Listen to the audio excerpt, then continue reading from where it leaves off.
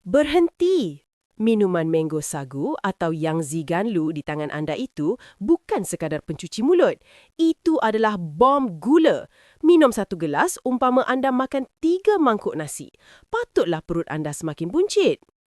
Teringin nak makan tapi takut gemuk? Cubalah versi sihat yang sedang tular di Jepun. Gantikan sagu yang penuh dengan kanji kepada raja serat iaitu biji chia. Manakala santan yang tinggi kalori, kita tukarkan kepada yogurt yang membantu membersihkan usus.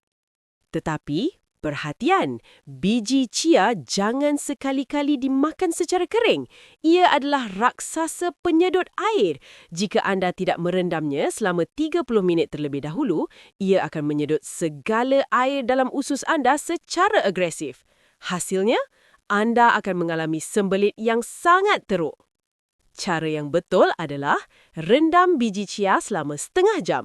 Kemudian, campurkan puri mangga bersama yogurt dan hias dengan potongan mangga segar serta kiwi. Tuangkan sedikit madu sebagai pemanis semula jadi. Inilah air detoks yang sebenar. Sedap dan boleh membantu anda kurus. Buatlah sendiri malam ini. Ingat pesan saya, rendam dahulu. Ikuti saya, jom rungkai formula kehidupan.